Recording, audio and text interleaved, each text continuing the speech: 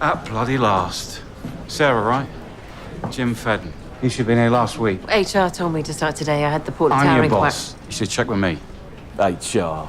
Sorry, sir. We needed you on this. You'll have seen the news. Woman and a kid killed in a chicken shop shooting. Been at it 6 days. Not one lead on the shooters. Press want my balls. Well, I'll read the sit rep. Get up to speed. No, I've assigned you Operation Egrement. Missing girl, Tanya Mills. Okay, when did she go missing? 1997. What? Gemma Whelan. I'm so enjoying season 2 of The Tower. And there's just so much business that we were concerned about at the end of it. So it's good to be back. You've moved up to Homicide, but you're still dealing with patriarchal challenges.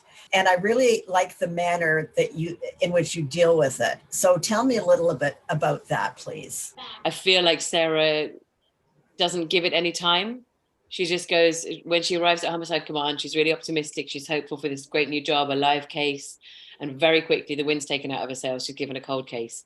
And she doesn't give anything away. She sort of goes, okay. And then she just gets on with it and she solves it. And I think she understands the long game of it. Rather than going, why? I've moved to Homicide, I want a live case. She goes, okay, not ideal.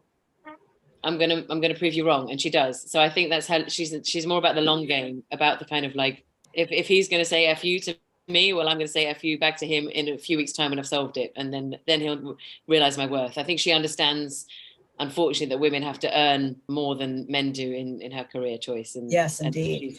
Yes. And I think many can relate to that, many women. Sarah's very devastated by some of the things that she sees on the job outside of the office, the crime scenes and whatnot, but she's never visibly rocked by them.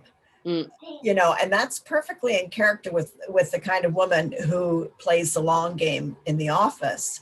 And how hard is that for her to keep it in? Yeah, I think she plays her cards close to her chest, doesn't she? She really black and white about her job, and like her job is the job, and that's what she does, and that's what she sees every day, and that's very matter of fact. So she's very clear about. She goes to, unfortunately, she doesn't go to work and then leave it behind. She takes it home with her, but she also is very. Yeah, I think she's able to disconnect in a way and detach from the human side of things, because she's there for the criminal side of things, and she's there to understand like why and how this happens. So while she could get really caught up in the emotion of like finding a dead body, she's more about like noticing the minutiae of things as she's walking in. So there's a cost to everyone who works with such dedication. Yeah. Now, did you bring anything to Sarah that wasn't in the script necessarily? Yeah, we had quite a lot of good ideas about her in the beginning, and I think I just tried to play those ideas best I could. And yeah, and of course there's lots of ideas on the day about how she might feel or how she might react to certain things. So yeah, I hope I brought some artistry to the sort of the nuance of it, but she was quite clear to me from the scripts and the books from the beginning. She's incredibly authentic. She's someone you want on your side. She has ethics. She's upstanding. There's nothing offbeat about her. I don't know what it is, but British police procedurals and murder mysteries are really superior in terms of the world product. And the characters are really well developed, and there's great writing and great acting, but there's a tremendous difference between village murders and city murders. And, right? So I hadn't thought about that, but yeah, there is. Yeah. Yes. This one's, and the city, it allows us to see the tower, which is an important device in the series. It triggers people. It's right there in your backyard. And it sort of symbolizes, that danger's everywhere and police have dangerous lives. For season 1 or this season, did you speak to any police professionals? Actually, a lot of the supporting artists within the scenes were ex-detectives. So I had a rich seam to tap every single day of like, and of course, season 2 is called Death Message. And I spoke to several detectives who had sadly had to deliver death messages and what that was like for them, and certain things I'll never forget and certain stories that I will never forget they told me, and just how gritty and disgusting and terrible and low things get. Yeah, it's a great thing you said about like village and city murders. I love that. Completely different animals. Yeah, speaking to the real detectives on set was really, really, really great to have that sort of instant information every day, and sometimes they would be like, oh no, you wouldn't put your Soko suit on like that, you'd do this, or like we had a lot of police support, and there was always a police advisor on set with us as well.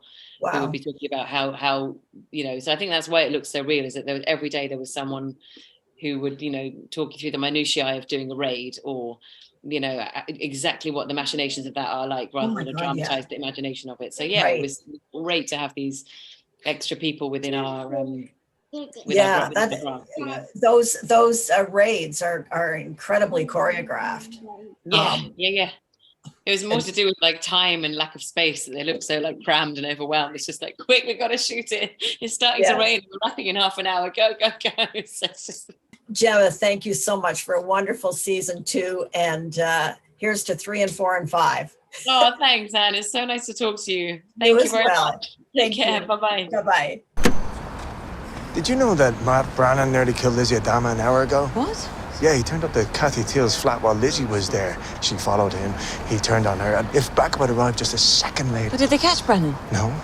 And that's not the bloody point. Did you even bother to do a risk assessment? Yes, I did. Because if you did, you would realise that Kathy Teal had an injunction against Brannan, but you didn't even bother.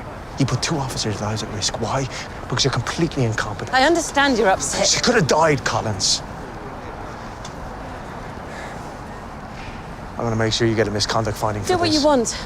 I did request a risk assessment. Nothing came back, no mention of an injunction. That is not on me. There would have been exactly the same risk to every other officer attending. Not every other officer would have had a history with Brannan. That's on you. She made the decision to pursue him. She's brave and inexperienced. Of course she pursued him. When will people stop using PC Adama's inexperience as an excuse for everything she does? Christ, you're cold. Yeah, you said that before. Nothing's changed.